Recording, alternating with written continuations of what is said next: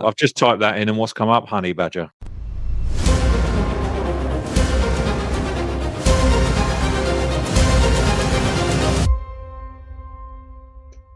Hello, welcome to the Woodturning podcast. My name's Mark. And my name is Will. Welcome. And I am Gary. How you doing? In this episode, Gary can't stop seeing everything he can put in resin. Will talks about how his acetone and resin mix is going. And Mark talks about using spirit stains for the first time. You all right, fellas? How's it going? Yeah, not too bad. Yourself? Yeah, very good. Saw you were messing about with spirit stains. I've been colouring in. Yeah, what have you been up to? We've completely ignored Gary. He hasn't said hello at all.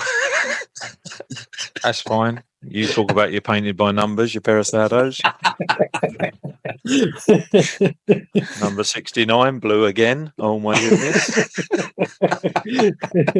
Go on. What have you been up to? I did see the colours actually. Yeah, go on. Yeah. Come on, Mark. Then. Sorry, I was just writing down the episode title. 69 blue again. I think that.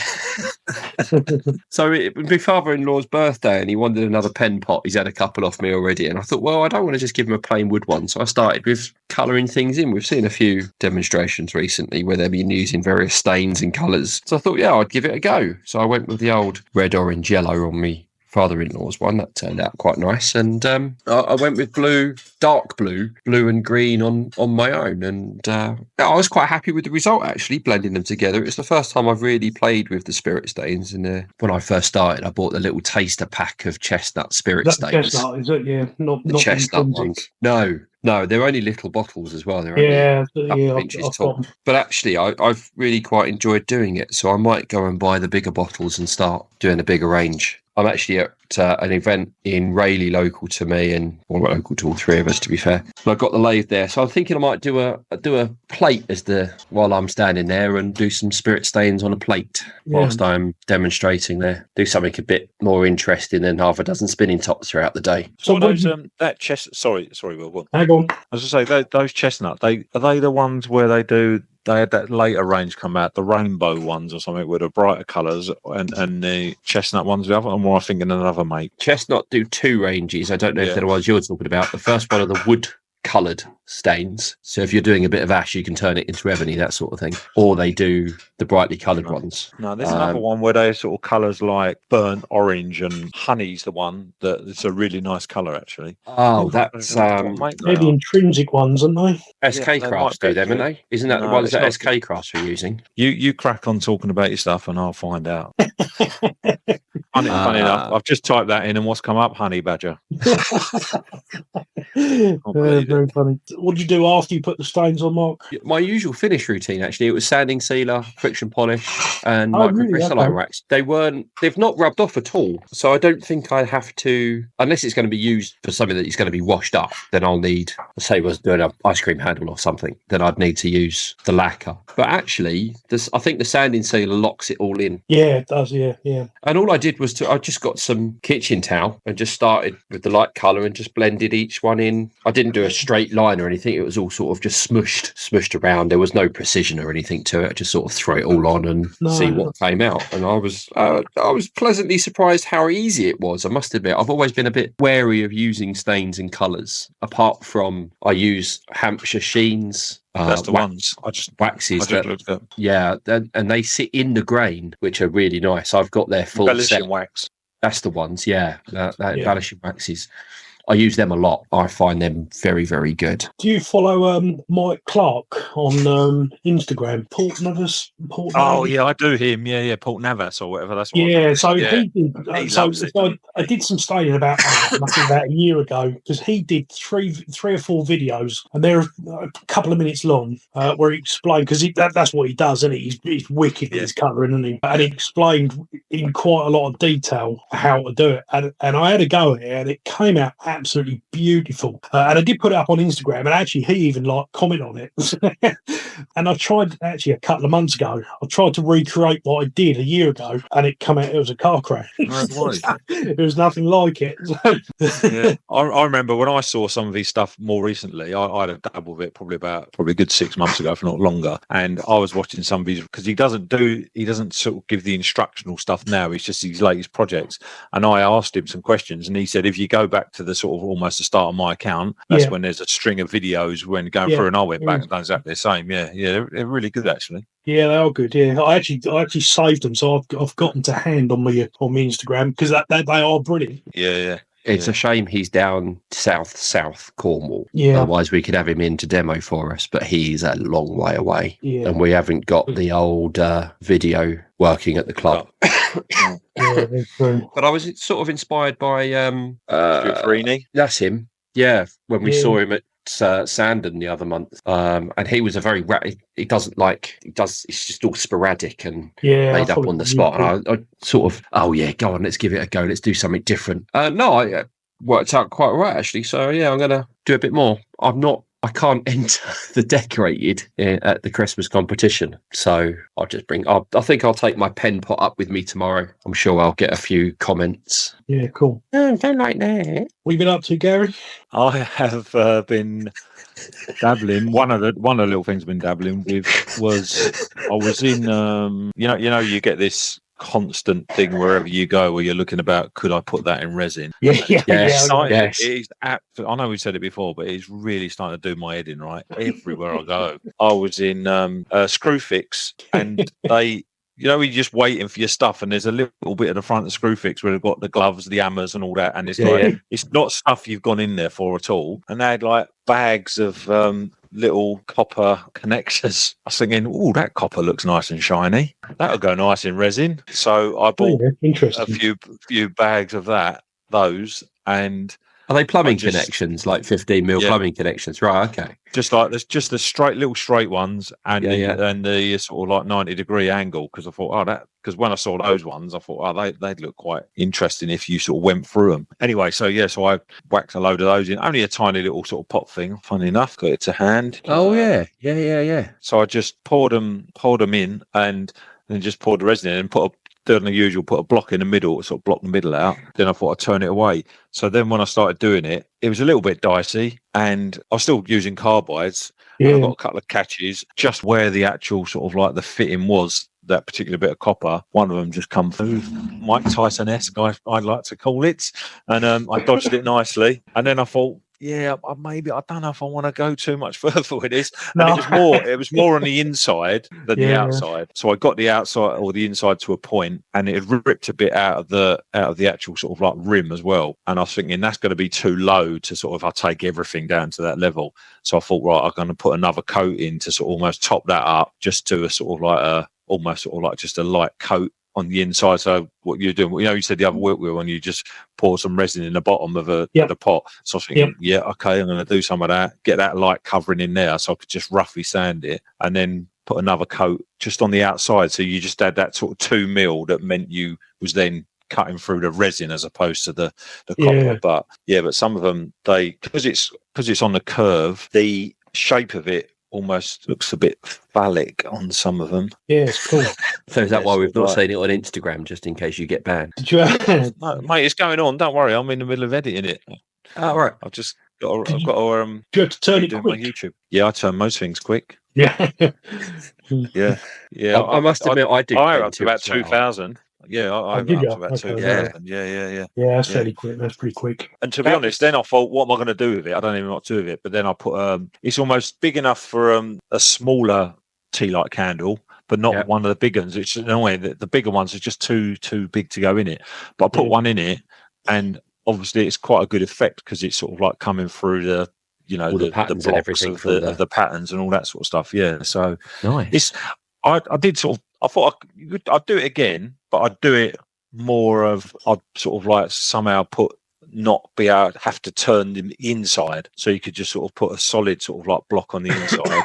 The outside's not too bad. So if you want to turn some of them away, you don't just want to have them completely embedded in, so that you get those shapes where it's actually taken parts of it away. And on the outside, like I say, it wasn't too bad. And when you go through that edge bit, it's almost sort of shines it up even more. So that's been my latest little play around, really. And I've just got to finish the video off, and then I'll put it up. So but maybe something like something similar to one of Will's eggs or something like that. Yeah, maybe. I was actually at Lincoln at the weekend, and there was this random old shop there, and it was like an electrical shop, but it had bits of dashboard from Lancasters and Spitfires, and then all these tiny like electrical components out of vehicles and really old stuff. It was literally like, you know, when you was a kid and you go in, quarter of this, a quarter of that, and then they just give you the little paper bag. I literally come out of this little paper bag about that big with all these little springs and all that, and I'm thinking, they're going resin. I'm going, my mate, this is going to go. He's going to go, oh, shut up, you're so boring. This will go nice in resin. This will go nicer. This will go lovely in a spinning top, because look at the balance on that. That'll go lovely. So yeah, he ended up waiting outside for me for half an hour, and I was still in there. So yeah, I've got some more stuff to play with. Put it that way. The only thing I've got going in resin at the moment is pine cones. They're now dry, ready to go. Yeah, I have got a bag of pine cones, but I haven't done anything with them. I'm thinking of using inks as opposed to powder. Yeah, the mica powder ink instead, because that will give me the clear rather than that's what I done a while ago, didn't I? I've seen it on my I did the Christmas tree one I done. Yeah, so then you get the sort of translucent green coming through, and you can still see them on the inside. Love clear resin. I think the clear resin projects are my favourite, but my God, they show everything, don't they? Yeah, that fills me with confidence. Thanks for that. The two guys that work with resin more than anyone I know, and I am now terrified of turning it see-through. Shows everything.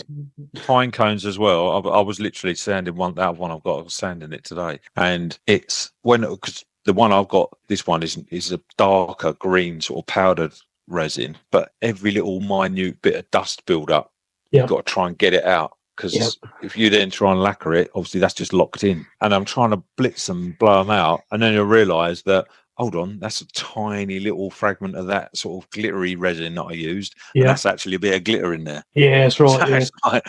So in the end, it's like... So are you going to lacquer again, or are you going to try wheels, acetone and resin coat? No, lacquer again. I've done it on a few things recently, and for me, it just works better, and it's quicker and easier. I'm sure I don't get the finish that Will gets on his stuff, but it does the job for what I want it to do. So you polish the lacquer afterwards, Gary? Yeah. Flat it, wet flat it, and whatever. You wet flat it, okay. Yeah.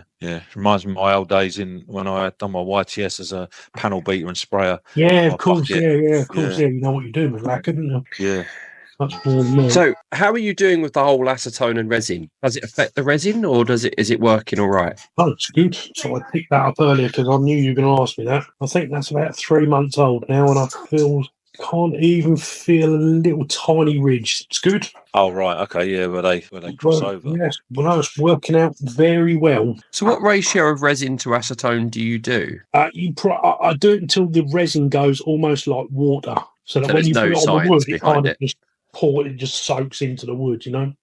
Oh right, okay. So you're using it to stabilise the wood at the same time as give you a coat over the top. Whilst it's still on the lathe, as opposed to going in a vacuum tank. Yep.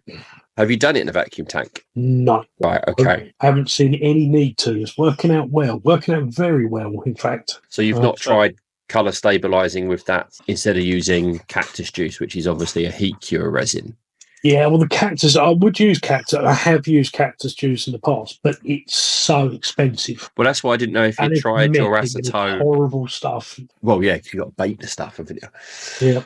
I didn't know if your acetone solution would be an alternative to using cactus juice. Yeah, definitely. But you've not tried it? Well, yes, because that's what I'm doing, but I'm only really stabilising the outside, if you like, not the whole of the inside. Because the only thing, Mark, when you said you're doing it on the lathe, and so you're turning that base or whatever ready to be used, and you're putting that to turn it, then you're sanding it, I'm guessing, and then you're putting that on it to sort of seal it and stabilise it. Yeah, I'm turning it. I'm using it as a sanding sealer, effectively. Yeah. Right. Okay. Do you lacquer over the top as well, or do you just finish? Either lacquer or I've done projects with lacquer, and I've done projects with the flood coat over the top, and it's really good. Right. So acetone doesn't affect the resin setting at all. If anything, it kind of appears that the resin cures quicker, if I'm honest. Yeah, okay. Well, I'm just thinking, because I've got quite a few bits of punky wood in the wood store, some spalted cherry and things like that, and I keep thinking I want to go down the whole stabilising route, get myself a vacuum chamber and a pump and everything and start stabilizing wood. But cactus juice is flipping expensive. All resins are expensive, but if I only have to buy one type of resin, and it's the same resin that goes in my other projects in the pressure tank. This is just plain old cheap craft resin. So okay. Still need to find a couple of £100 to buy a vacuum tank and pump. How long do you let that go off for then, Will? When you use that acetone and resin, and obviously you're putting it on the lathe, you're brushing it on just overnight. Right.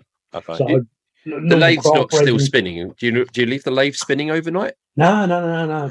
Just literally paint it on and leave it. Okay. And then do you give it a sort of like a loose sort of scuff or whatever? Yeah. So the way I've done it up till now is that I've kind of done it around like about the 400 grit, and then gone all the way up to like 3,000 or 4,000 grit. So kind of halfway, if you like, or a little bit less than halfway. Right.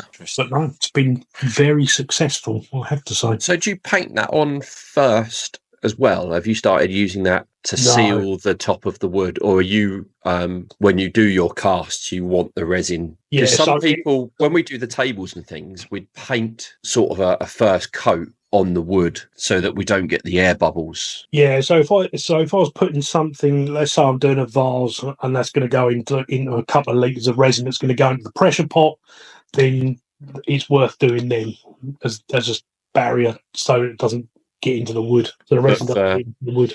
Things like the enchanted rose and your eggs. Enchanted rose, but I didn't even bother. That's good on. That resists resin getting in quite well. Malleable, it's quite dense. Cool. I'll give that a go, I think. But if you've got some punky wood and you're going to shove it in a pressure pot, then I would definitely give that a coat. Yeah, well, no, I was thinking with the vacuum tank, you pull the air out and the resin fills. Yeah.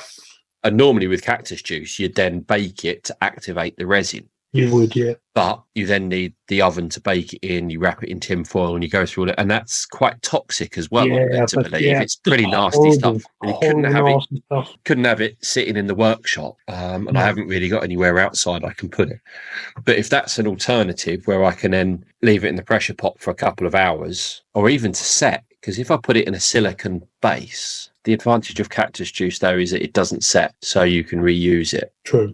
I'd have to experiment, and you don't know. You need to experiment. Yeah, I think it depends on how punky your wood is, or how far gone it is. Some of it's very far gone. The cherry tree was dead standing outside the front of the house, so it's very gone. I don't know. I'll have a play, maybe. Let's see how get past all the events and everything. I've still got a few left to go. So sold a vase the other day. So this one, in fact, it's stuck in US Customs at the moment. Oh! Did you put in it? Oh no! Stuck in Customs. The sniffer dogs have been at it. Yeah, it's only been there. It's only been stuck for 2 days now, so I'm not overly worried. Right up your website, or was it a? It's off the website. Yeah, it was quite nice little surprise. You didn't spell Lego as Legos, did you? That one's gone. That was a scrap one. That was another scrap project one. Nice to see that one go. It was a nice little surprise. Always nice. I shipped someone bought another one of my hooks in Australia again the other day, and oh really? So it takes a while to get there. Obviously, not ridiculously long, but then as far as about £15, I think. Yeah, it's not bad. It's not too bad. The same as States as well, and that's tracked and signed. It's not the one. I shipped to the States was £43. Jesus Christ! Yeah, well, once I send it, it's like it's gone, and it's like I send it up the road or something like that. It's gone, and then suddenly I was away at the weekend, and I saw this message come in. And I thought, oh no! And it was from that one in Australia. Have you got the tracking information? Because it hasn't arrived yet, and all that. Yeah. And it's like, well, it's on the listing anyway. And I was in a boozer, and I sort of saw it, but I didn't read it properly, and I just thought it's from her. And then I was thinking, I bet she hasn't. And then I didn't look, And then a couple of hours later, I thought I'd better have a look. And she'd sent another one and goes, oh, don't worry, it's just arrived. I was thinking, what the happy days. Literally within a couple of hours of sending one, he just knocked on the door and turned up with it. It's like, thank God for that. I sold my old unicycle on eBay the other day, and that's going to the Highlands of Scotland, and that's cost me 20 quid. Yeah. 20 quid to the Highlands of Scotland, or 15 quid to Australia. Well, it's in a bigger box than my crochet, that unicycle. Yeah, that is true. But it's due to get, it was picked up about midday today, and it's due to be at the customer by 5 p.m. tomorrow to the Highlands of Scotland. Yeah. He's riding that up there quick, that postie. Maybe he's the bloke who's selling the True Grit. Yeah, the True Grit. Yeah, that's Mark's True Grit. Yeah, that got to me in hours. Like, yes. Oh, mate, yeah, I'm with you now. Jesus, I just fell in. Yeah, it's the same guy. It is. He turned up on a penny farthing with that one. Probably up there on a penny farthing as well with a unicycle under his arm. That's why he goes so quick, because the wheel's so big. One rotation and he's halfway up the country in penny farthing. Mum went to the vintage London to Brighton run last month, and apparently there were some guys that did London to Brighton on a penny farthing. Yeah, I've seen that before. They do that. Yeah. Oh, no. I mean, I wouldn't mind having a go on a penny farthing. They look like fun. It's a long way to fall down, but then I've done 6 foot stilts, so it doesn't worry. Murderers going uphill, surely, on one of those. Yeah. You can't dismount quick either, can you? They're a long way off the floor. I did the Lord Mayor's Parade a couple of years ago on stilts. And it's only then do you realise just how long that is through the streets of London. And it's all well and good, sort of middle of the procession, and you're behind all the horse guard parade and all the rest of them. And you have to watch for horse poo, because it's really slippery stuff. And one of the girls that was with us, she stacked it on some. And she didn't just stack it because it was horse poo and it was slippery. She landed in it, the poor girl, as well. Felt sorry for her. Nice. Did you turn your stilts? No. Why not? No. You shouldn't have been allowed. Turn your own stilts. Come on. Well, they were the spring stilts, the jumpy ones. Not just walking. What, that geezer who murdered his bird? Australian bird? Yeah. Glorious, whatever his name is. It's them. Them ones. Those ones, yeah. You get some good speed on them, actually. They're really good fun. Springy. It's very painful when you fall off them. But no, they're really good fun. So yeah, I wouldn't mind having a go on a penny farthing. Hang on, let's send you that over. I just sent you a picture of me on the spring stilts. Oh yeah, cool. It's weird because they obviously go up a long way up your leg, but your actual foot is not that actual high off the ground, is it? It's about 15 inches off the floor, and the knee bar actually sits underneath the soft tissue on your kneecap is where they sit, and they completely immobilize your ankle, so you can't stop moving on them. You have to continuously walk. I mean, it's like walking on the heel of your foot, so it all goes up the back of your leg. But yeah, you can get some real speed with them. And I must say the geezer behind you looks a lot more casual, just bowling around than you do. He would have just landed at that parade. There was actually 6 of us, but all the rest are way out in front. That was Southend Carnival quite a few years ago. I thought it was the Lord Mayor's Parade. No, that photo was Southend Carnival. No, there's no pictures of me from Lord Mayor's Parade. It must be, quite a few years ago. But you do feel it by the end of the day. So just Southend Carnival. You can't move the next day. I'll feel it when I've been standing up in the workshop all day if I've been fortunate to spend a day in there. Yeah. So what else have we been up to? Just vases and putting copper in. Yeah. Don't forget we've got turning tomorrow at Chelmer Valley. We have the club. Club. It's the November meet before the December meet and the annual prize winning competition. Yes. Where you get the boxes back. Gotta give the boxes back. Yeah, give the boxes back and then just put a token wood-turning trophy inside the box because it's all about the box. I set myself a reminder for tomorrow. Go hunt down the boxes out of the loft and take them tomorrow. I know exactly where the box is. I've got every intention of going in December, but I'm very scared that if for some reason something happens and I don't go and I have not took them back, I will get hunted down on the day of the event. And, all sorts of things will be done to me, including the extraction of said trophies. Yeah, but you can only reach your kneecap, so you should be fine. Hold on. What if one got on top of the other and then, like, when the old anthill mob, when he opens someone's little head pokes through because they're on each other's shoulders? It's one person out of 2. You know what I mean? Might still only be max 5'10" in total, but it's still enough to threaten you. No, what he'll do, he'll send Steve after you. He'll pop you on the head of a cracker. You Yeah. don't want that, do you? Yeah. So you say about turning stilts. I've always thought about turning a false leg pirate style, but with the modern fittings. So if you know anyone who's got a false leg, I'm well up for giving that a go. My old man has actually got a fake leg. Well, yeah, from just over the knee. I mean, those fittings are going to be... I don't think he'd want a pirate one, to be fair. No. Yeah. Although I know my old man, he probably would want a pirate one. But he'd only do it if you can give him a parrot as well. There's who is it at Sandon that's good at turning birds? He can turn the parrot, and I'll turn the false leg. Yeah, there's one of them there. Every time I've been there. Oh, Sandon. Sorry, I thought you meant Chelmsford Valley. No, Sandon. Yeah, I don't know. Oh, yeah, the old hummingbird. Yeah, someone made one of those. Yeah. I can't remember who it was. No, I mean, yeah. I've been invited to Thameside to do a demo. Oh, nice. This time next year. This year? No, next year. Oh, this time next year. Yeah, book me in advance. Quite looking forward to that, actually. Not been to Thameside before.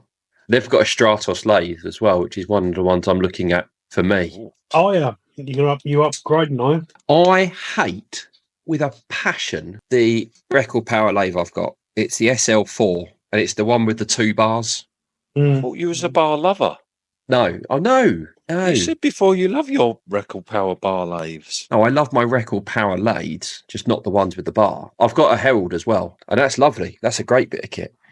The only good thing about the SL is that it's got the swivel head, so I can turn big. But the Stratos and the Envoy, the record power Envoy, does the same. So I'm looking at either the big record power Coronet or one of the 2 Stratos lathes. Yeah, the Stratos, they're decent, mate. Nice. The advantage of the Stratos is I can actually go and look at them because they're only up in Colchester at Simon's. Mr. Hope. They are. And I might know somebody who can get you a bit of discount there as well. Oh, who's that? Paul Howard by any chance? No, it's not. It's Mr. Jeremiah. How does he get a discount at Mr. Hope's place? Because he works literally next door and he's in there every 5 minutes. Has been for years. You know, I used to like him. I don't so much anymore. I want to work next to Simon Hope and get lots of toys. Yeah, so yeah, he works literally just up the road. Are we ever going to see him at club? I haven't bumped into him for a while. In all fairness, no. But yeah, no. I'm looking at the Stratos. I must admit they do look good, and they've had some very good reviews as well on some of the forums. They do look good. They look like a decent, sturdy, proper. Absolute beast. I think they're about 150, 160 kilos. I wouldn't need to bolt it down. No. But on the forums, a few people have been asking, because Record Power have got their winter sale on again, where the big one is £2,000 plus you get the outrigger with it. So I don't know how the Stratos does all that. I need to go and have a look. But no, all the forums are saying the Stratos is much better. And they're actually saying the Axminsters that you've got, Will, is better than the Record Power. I love them. That's great. And I can swivel the head on mine, but I never do. Because yours is the professional, isn't it? The big professional one from Axminster. Yeah, the beast. It is.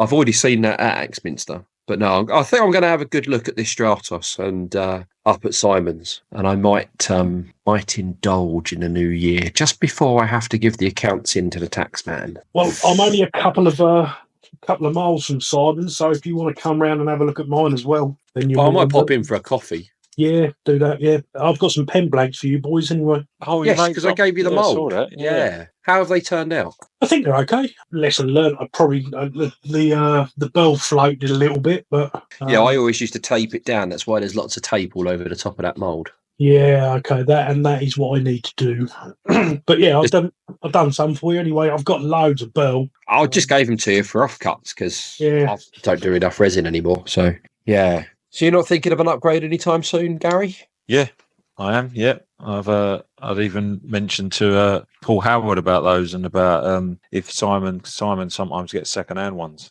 So, does he? I'd said to him about getting Stratos one. So you keep your mitts off. So that's not very often. Be quiet. That's because the thing is, it's like if I go to the next step, you can always go to the next step, as in an intermediary step. Yeah, go probably big. about grand, between £1,000, 1,500, right? And then there'll be another step to go.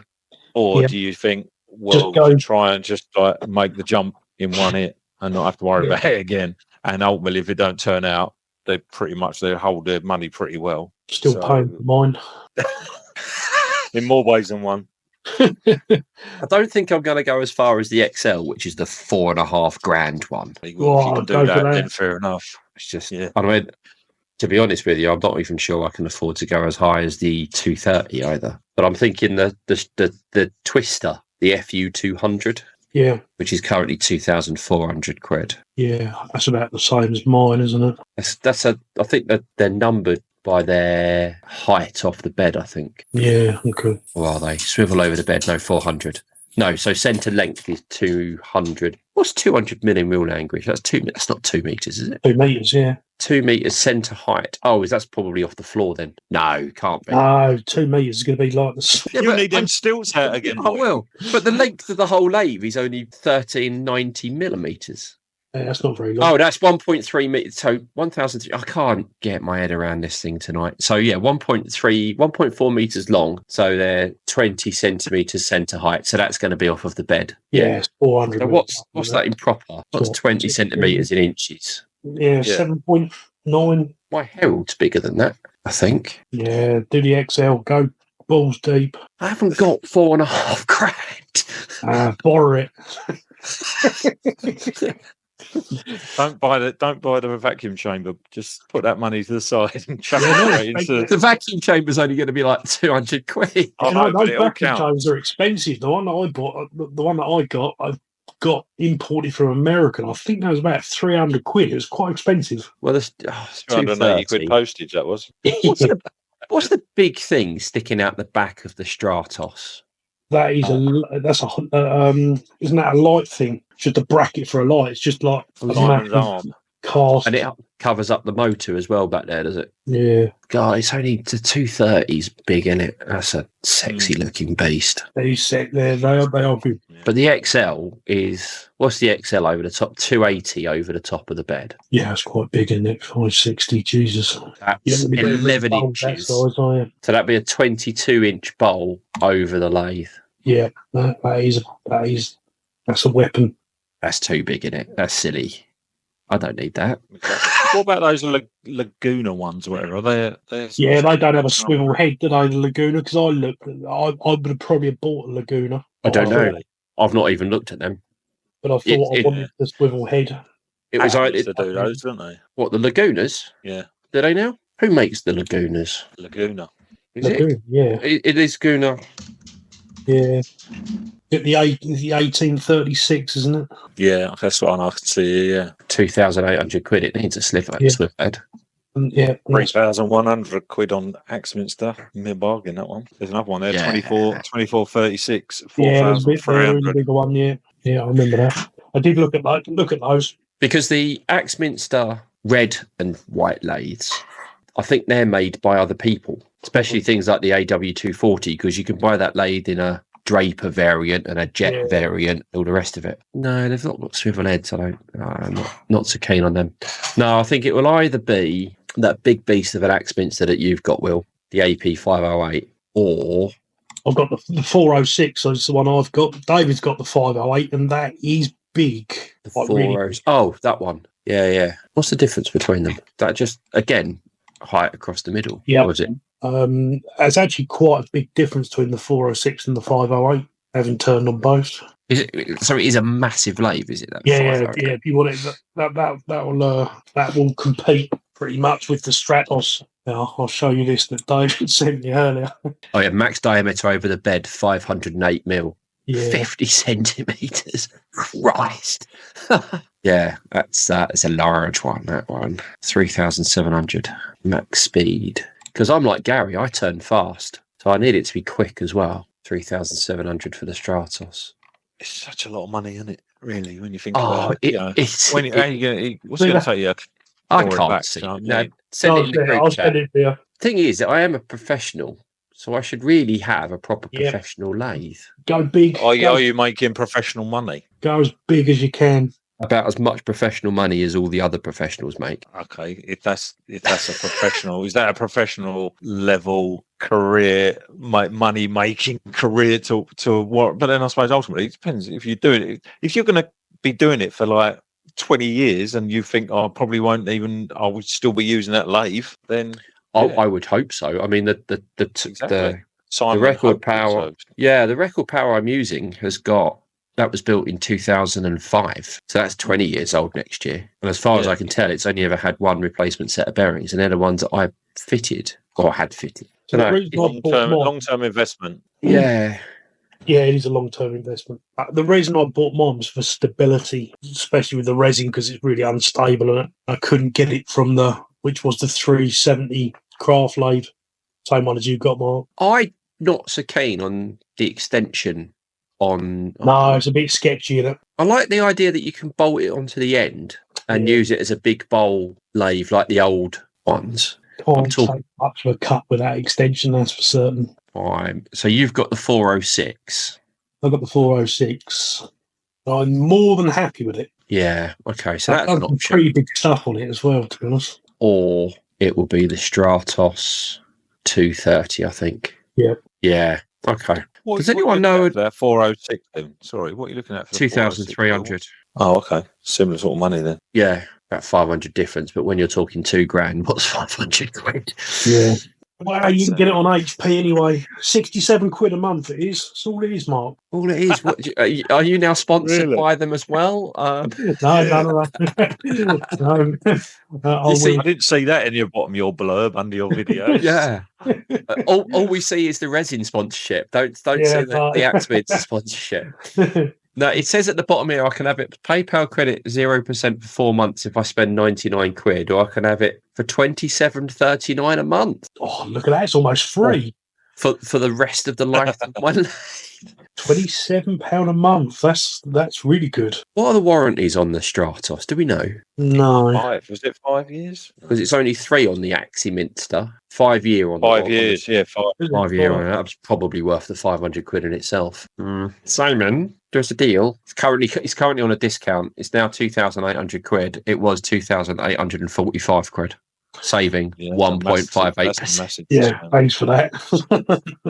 Yeah. And that doesn't include shipping it to my house either. Although I'll just go and pick it up, I think. It's only Colchester. You've got to lift the bloody thing. There'll be a lump, yeah. Well, you're going to get a phone call. Guys, I need a help lifting this. Any chance you can pop on down?